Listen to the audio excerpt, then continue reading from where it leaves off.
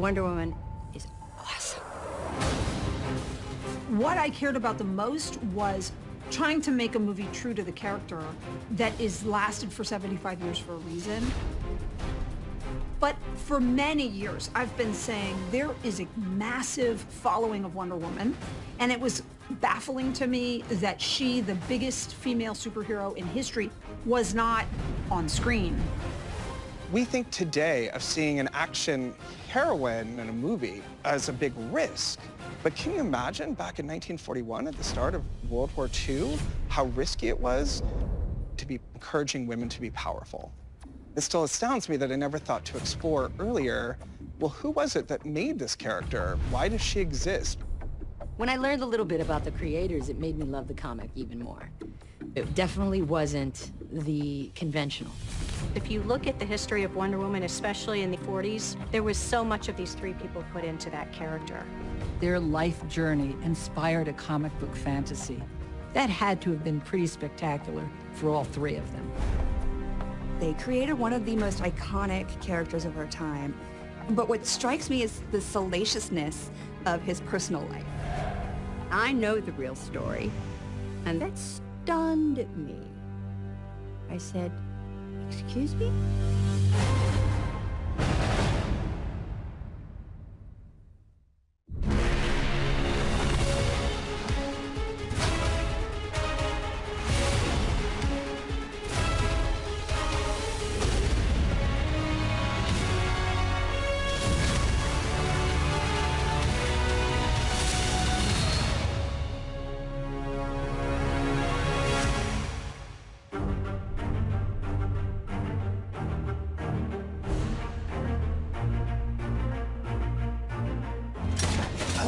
Before she was a box office smash in 2017 and a television hit in the 70s, Wonder Woman was a comic book trailblazer, armed with a very unique weapon.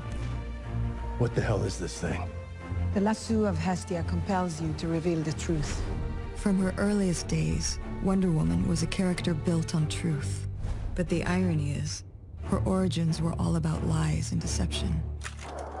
Cambridge, Massachusetts, the 1920s. It may seem an unlikely place for the birth of the most iconic female superhero ever. But this is where Wonder Woman began. In order to understand how Wonder Woman has withstood the test of time and where she came from, it's important to understand more about the creator, William Moulton Marston, a progressive psychologist, and the two women behind him. The more I read about Marston, the more I liked him, actually. I thought he was super interesting. And he was a valiant free thinker. These are things that I really adore. And he was really into girl power. Marston met the woman who had become his wife when they were very young, and William Moulton Marston wouldn't have been anywhere near the success he was without Elizabeth Holloway. Every step of the way, she was the strength behind him. This is a guy who had some sexual proclivities that would have been considered scandalous of the day, certainly considered scandalous now, who had the good fortune of marrying a woman who understood him and stood by him and saw that they could be great together. William and Elizabeth had both been very heavily involved in the suffrage movement. They wanted women to have the right to vote. I think that he was obviously a very forward-thinking feminist mind, and he was also very interested in truth. Those two things are fascinating because it's got everything to do with the hero that has been created and everything to do with what equality takes. Elizabeth routinely collaborated with William on his psychology career. And nearly 20 years before the creation of Wonder Woman, she also inspired his first notable success.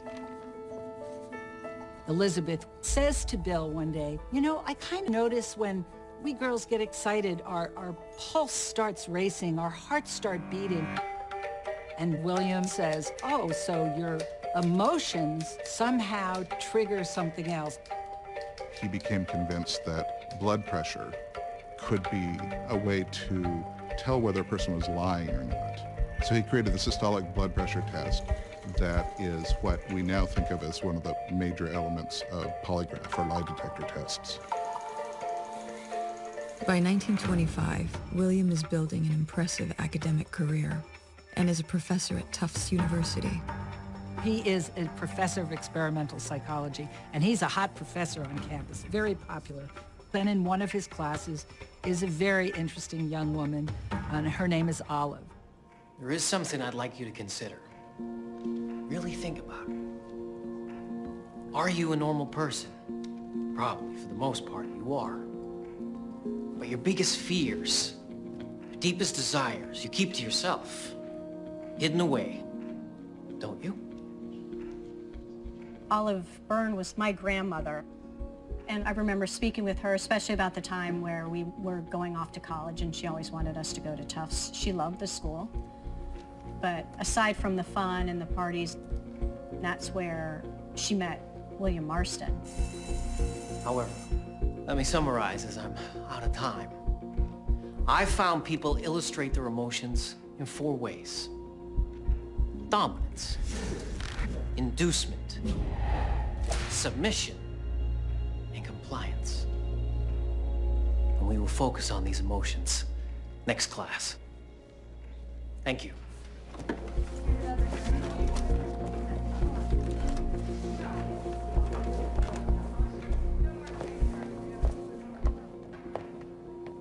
That was bold. Encouraging to hear from a young lady. Olive Byrne. William Marston. If you like, I can show you more. Of what? Of your 4 emotions. When she was at Tufts University, Olive Byrne introduced Marston to some of the strange and unusual practices that were going on at her sorority. And anybody who's been in college and in a sorority or fraternity knows there's some strange stuff that happens. No, I didn't think so. You broke each and every one of them today. Sit down in the line. Now! She introduces him to these baby parties at her sorority, where he becomes fascinated with, these sorority girls acting like babies as part of the party. You were seen on campus without your bottle. Bad girl. This eventually made it into the pages of Wonder Woman, where Wonder Woman's friend Etta Candy and the sorority girls of the Holiday College engaged in a baby party. It was very strange material. Who's next? So at this point, Olive became Dr. Marston's assistant in his work. She's fascinated in this work with the lie detector, but she's very, very unconventional. She's spontaneous. She's very alluring. And then what happens? You have the professor falling in love with the student, and she certainly has fallen in love with the professor. They became linked, both professionally and romantically. Olive was publicly portrayed as Marston's assistant, but really she was his mistress. As we know, younger people sometimes have more progressive ideas, and they might bring things to the table that even super progressive thinkers might not think of. And so Olive might have opened some eyes and opened some doors in that relationship.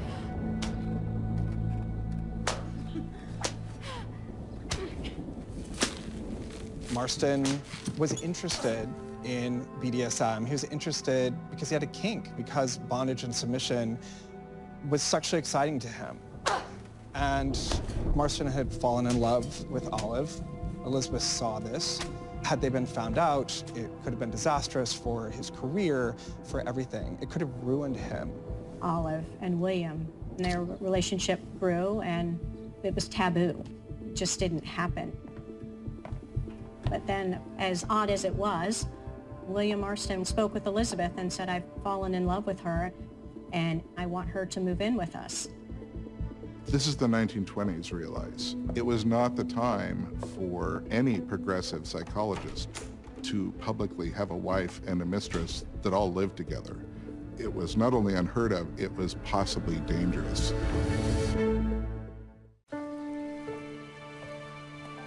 Elizabeth Marston has been happily married to William for over 10 years. But now, she has a difficult decision to make. William fell head over heels in love with Olive Byrne and told Elizabeth Marston that he wanted her to live with them.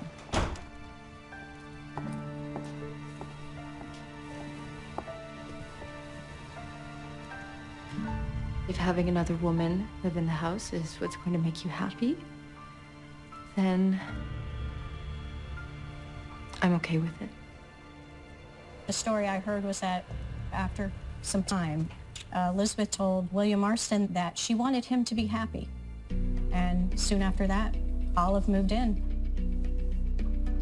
to allow the man that she loves to express love for another woman. She had to be a very strong woman to do that. I've heard inklings of this bohemian-like 1930s figure who lived, 70s-style Three's Company with two broads. There was an open-mindedness to it, and if you look a little bit deeper, following the conventional wisdom of what society is pushing on you may not necessarily be the route. Listen, we all have lives, complicated lives. They seem to be living a really loving, beautiful life, which was embracing of truth and in celebration of equality. Whether there's two of them or three of them is not really the point.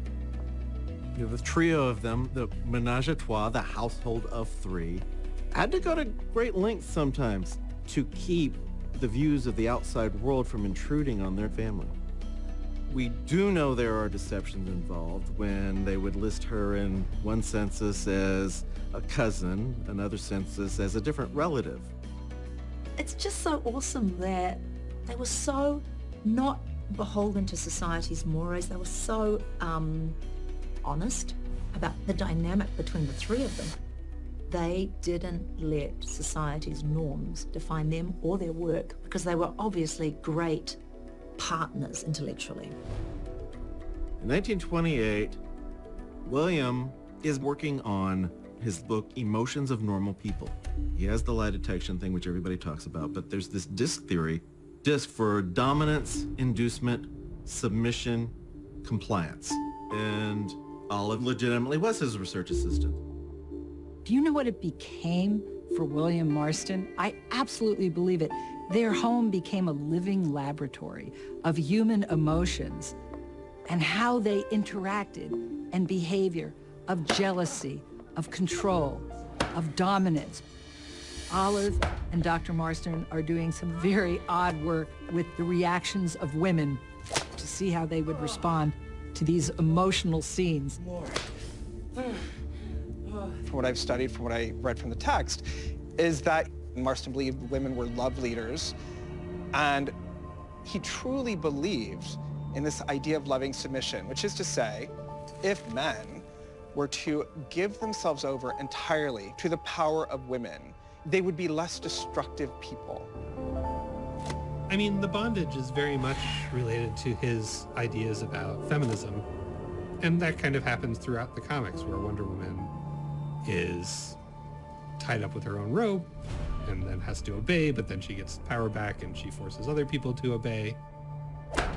Marston, in his later work, says not only should women be emotional leaders, they should be leaders in a political global sense, that they're better suited to lead the world as a whole. And he actually predicts that a matriarchal revolution will come about in the next 100 years.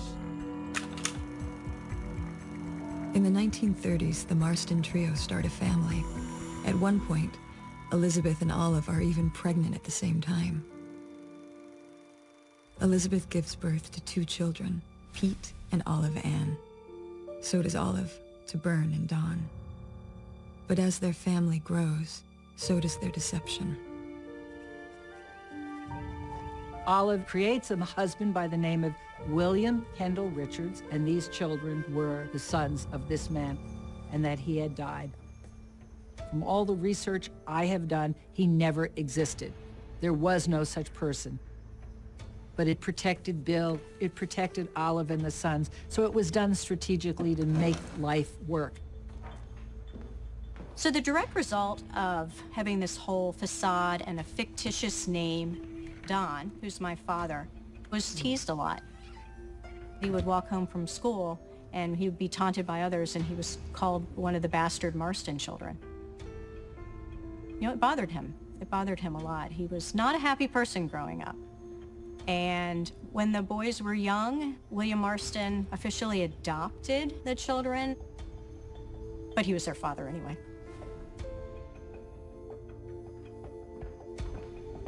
The Marstons are mostly successful in keeping their unusual home life a secret. But rumors abound that William carried on an affair with a student, and his teaching career vanishes. Meanwhile, his greatest claim to fame, the lie detector, is largely discredited. And by the late 30s, Marston's career is at rock bottom. Elizabeth is the breadwinner, Olive's raising the kids. He's got time to explore his variety of huckster ideas. He writes a novel. He gets work with a film company. There's a Gillette razor ad where he hooks someone up to a lie detector. And so he's got his fingers in a lot of pots, none of them really sticking. As Marston struggles to reverse his fortunes, the world is on the brink of war. Hitler is terrorizing Europe. And the fears are felt in America, where a new type of hero is about to come to the rescue. DC Comics debuts Superman in 1938. Superman's an instant hit, and it kind of explodes from there. You get Batman, you get Captain America, Captain Marvel. Kids are reading them millions a month, but the backlash is near instantaneous. The rebellious nature of the heroes, the crime and violence in some of the stories were starting to concern some people. The quick popularity of comic books, it's an easy scapegoat. The emotional impact of something they read in a comic book may be much the same as a real-life situation they witness. The overnight popularity of Superman has made publisher Max Gaines a rich man. But the public backlash against comics is threatening to take away his main audience, children. There was a Sunday when Olive and Bill started saying, God, it's really quiet in this house. It's too quiet. And they realized the kids were reading comics. So Bill became fascinated, and he spent a year studying comics to understand how it was written, what were the visuals. It was not a mistake. It was strategic. So William Marston had Olive write an interview with him about comics. They very carefully construct this interview between, a family circle writer who's not presented as a member of his household on her byline. She's just listed as Olive Richard. That was her pen name. They constructed this in order to get the attention of the comic book company. Okay, this is how it goes. I traveled to the famed psychologist Dr. Marston's home for a visit. Dr. Marston is approachable and intelligent and open with me. That's good. I asked him, do you think comics are good for children? And he answers yes.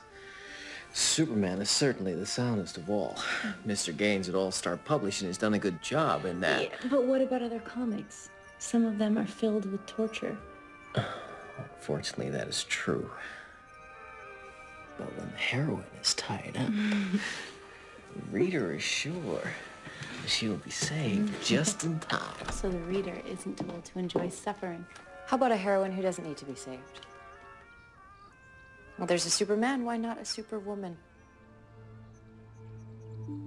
According to William's son Pete, it was Elizabeth who said, you'd better make that new character a Superwoman.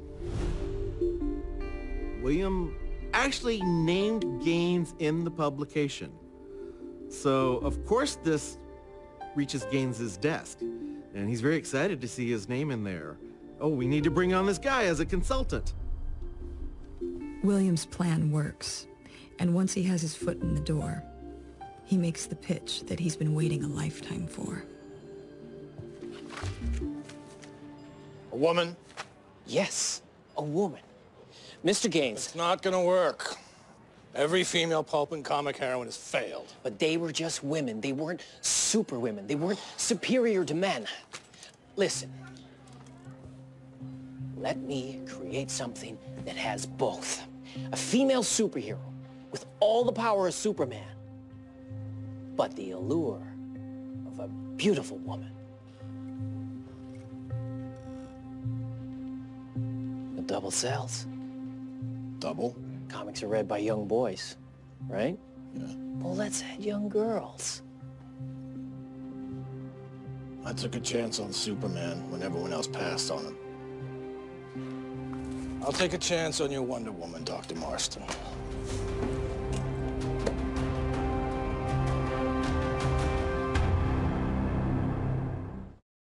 William Marston wanted to introduce a strong female protagonist into the world of comics. And in 1941, that's exactly what he did. William Marston gave her everything: power, beauty, great intelligence. Wonder Woman happens to be a woman, but is a grand superhero for all. She's a superhero. She's the real deal. Wonder Woman flips the paradigm of how comic books have worked. All of the successful superhero comics at the time starred men, and here's this woman out there doing the same things as good as, even better than the men do. Throughout the next year, she debuted in 3 different series because she was so immensely popular. The sales figures on her books went up and up and up, from 2.5 million to 5 million copies of her books. Wonder Woman didn't look like other superheroes, and it wasn't written like other comic books. While other creators told action-packed stories that were pure entertainment and escape, Marston filled the pages of Wonder Woman with psychological theories and ancient mythologies. What's very unusual about her is her mythic origins. She's born to a virginal queen of the Amazons, and even the deity that is her other parent, Athena, is female. And this is so feminist. There's no other character in comics whose creation is like that. He creates this powerful but very feminine woman, following Elizabeth's suggestion that that's what the character should be. The guy was a visionary, as they all were, clearly. They were visionaries, and they were challenging what is truth and what is love. They knew they had an opportunity to do a new superhero that came out of their view on feminism. In the panels of Wonder Woman, panel after panel, you can find a blueprint from their lives. And Betty and Olive were very involved in the creation of Wonder Woman. It wasn't just that they were an inspiration. They had input to the development of stories. I saw notes from Betty in Greek. As she read the scripts, she gave notes. She studied Greek and really fell in love with the language and the poetry of Sappho. And one of Wonder Woman's chief expressions is suffering Sappho. I remember my grandmother, she used to wear these big bracelets on both arms, and the story that we were told was that the character Wonder Woman was based off of her look, and that's where they got the idea of the bracelets for Wonder Woman. Marston and his wife are credited with helping create the lie detector test. And Wonder Woman's magic lasso, everyone knows, forced anyone within its confines to tell the absolute truth. Wonder Woman becomes a comic book sensation, and William Marston finally has the lucrative, attention-grabbing success he has been chasing his whole life. But with the attention came fierce criticism. The problem came when the critics started seeing a pattern, which was that every other page, Wonder Woman was getting tied up, or chained up, or gagged, or tied up, chained up, and gagged. There was a lot of bondage in Wonder Woman. Getting tied up is kind of an occupational hazard of being a superhero. But if you count up how often people get tied up in Captain Marvel, it's about 3%. If you look at how often people are tied up in the panels of Wonder Woman comics, it's 27%. It's a quarter of every book in the Marston era. If you look at those old comics, when Wonder Woman is tied up, she's smiling. She considers it a game. The Holiday Girls were having spanking parties. It was kind of a bizarre fantasy world in which submission and bondage was fun. These things that he was doing in his personal life has a lot to do with how those dominant submission relationships were presented in the comics. I mean, it's kind of amazing that they got published when you think about it. There's lots of bondage, there's lots of lesbian overtones, there's real sort of like ideological feminism, which I think has also made people uncomfortable. Wonder Woman has been a massive success, but with critics attacking the comic as sexually provocative and inappropriate for children, the future of Marston's creation is in serious danger. Take a look at these. Max, can't have a female character without setting off a few fantasies. Cut down on the change by 75%. It's harmless. Everybody likes a good fantasy, Max. Wonder Woman has 5 million readers. Affect sales, Max. With growing accusations that Marston's comic is exposing children to strange sexual perversions, publisher Max Gaines will have to make a choice. Change William Marston's mind, or change the voice behind Wonder Woman. With pressure mounting to do something about his successful but controversial female superhero, Max Gaines does the unexpected. He doubles down on Wonder Woman, adding her to more of his comic book series. Only this time, she won't be written by William Marston. One of her earlier appearances as part of the Justice Society, writer Gardner Fox doesn't quite know what to do with the character, so he decides to make her the secretary of the team. All the other male heroes go about saving the day, and Wonder Woman stays behind to keep the notes. It's a shame that her position in the Justice League ever became secretary. Of course, that's a bummer, particularly when on paper, she's the best fighter in the DC universe. There have been a lot of men who have been able to step into her shoes completely, and then there are some that just can't. It was very, very clear that Marston and Elizabeth had a vision for Wonder Woman as this love leader, this transformative goddess, this powerhouse. And the creators and editors of the Justice Society had a very different idea about what a woman could be and what a woman should be. Match point. Alice needs this to clinch it. Marston's response is to use the pages of the Wonder Woman comic that he does control to make her even more of a feminist, creating the segment Wonder Women of History with tennis champion Alice Marble. Each segment featured a Wonder Woman, a real live Wonder Woman. Annie Oakley, Florence Nightingale. It had scientists, it had women writers. Wonder Women of History really made kids realize that there had been women who had done amazing things, and they had been human beings, not beautiful, glamorous Amazons. Like, how cool and refreshing to have that message being zoomed out to young girls, that it's okay for you to be a woman with morals and friggin', you know, a backbone to you. And so he was using comic book as a medium to send out his message about feminism, and that feminism was going to be the path to peace. Yanks, led by General Eisenhower, gathered for a joyful liberation celebration, as shown by these Air Force pictures. World War II ends. Now, this is a good thing that the war has ended. His idea with Wonder Woman from the beginning was that this is the model of the kind of leader who will emerge and run the world for us after the war. But after the war, the guys came back, they wanted their jobs back, and women were not so subtly pushed back to the kitchen. But he resisted that. Marston resisted that. His Wonder Woman remained a feminist, and the message was always that women can do anything. While his creation Wonder Woman stubbornly remained a strong feminist force, William Marston would soon face his own crisis.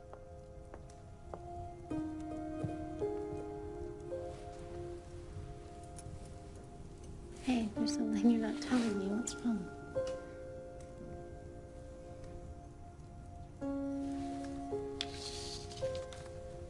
I won't be able to keep up.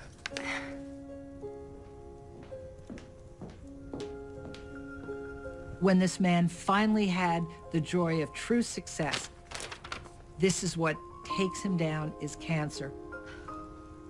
I think it was a terrible, terrible shock to them that they were losing him so young. So young. Marston was really dedicated to Wonder Woman, and he continued to work throughout his illness, and was writing Wonder Woman even until his last day. May 1947, and 1 week before his 54th birthday, Bill dies.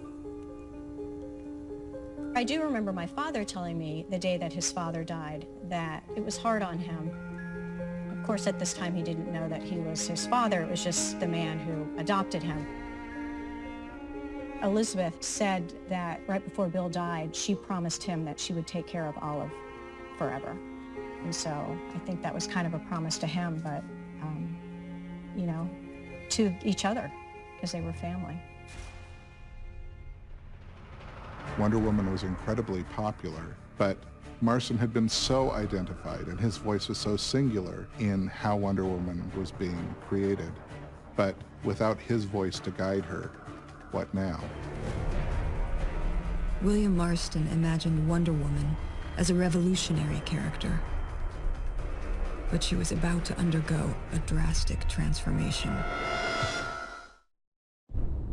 With William Marston's passing in 1947, Wonder Woman faces an uncertain future.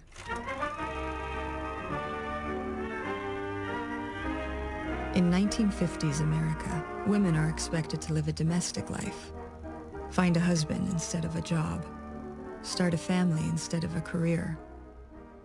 Wonder Woman changes with the times. Suddenly, all she really wants is to settle down with her boyfriend, Steve Trevor. Wonder Woman became almost like a sappy love comic. Her creator is gone, and anyone who wants to can take her over and change her. When Marston passed away, Wonder Woman of History was replaced. The segment became wedding customs around the world. But I think that she was at her worst, poor Wonder Woman, in the late 60s. In 1968, Wonder Woman lost her costume, she lost her powers, and she became a boutique-owning super spy, and it destroyed everything that fans loved about Wonder Woman. Wonder Woman was no longer this sort of robust Rosie the Riveter, world-changing proto-feminist love leader. She was a dress shop owner. She was a romance column writer. A lot of the gender politics disappeared. And that, I think, would make Marston turn over in his grave. Every decade that passed, people try to second-guess William Marston's Wonder Woman.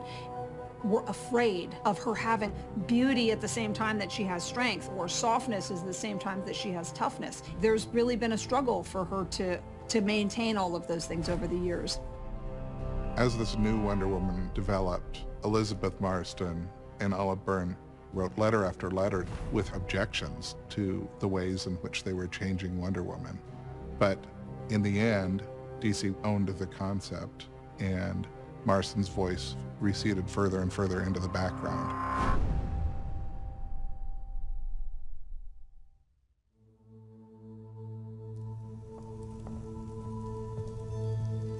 I believe there was a love between Elizabeth and Olive. They raised children together. The two of them lived together. I know that we told everybody they were sisters, but obviously there was much more. I know that there's been stuff said, I don't know if I should say this, but I know there's been stuff said about even if they had a relationship together. Olive's son, Don, questioned his mother, who his father was, for years and years, and she never changed her story. My dad threatened to sue her to find out who his father was.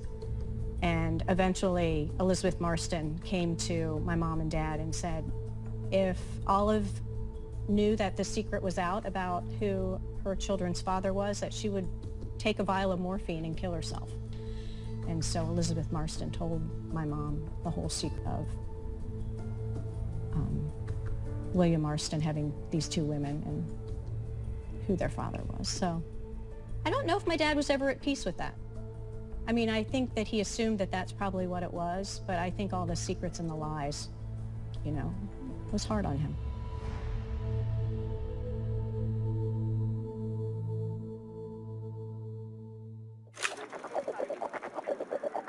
By the early 70s, feminism was on the rise. So we're supposed to dig that we're sexual objects, and we don't want to be sexual objects anymore. Women had to say, this is wrong. We cannot be discriminated against. They had to make noise. The majority of the people in this country support the Equal Rights Amendment. We had all read Wonder Woman as girls.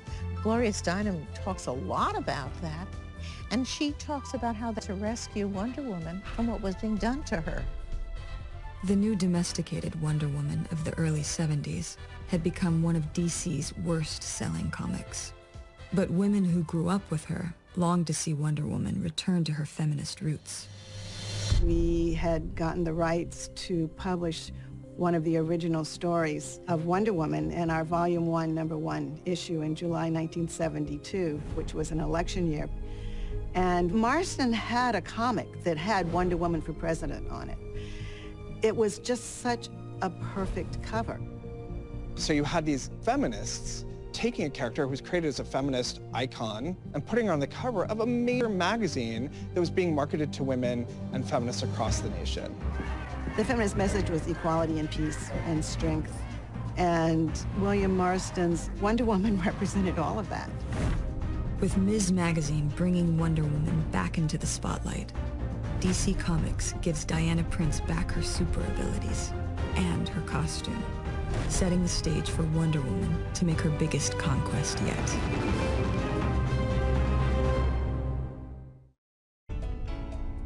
Wonder Woman's comeback started with Gloria Steinem and Ms. Magazine, but in 1975, a television series would catapult her to new heights.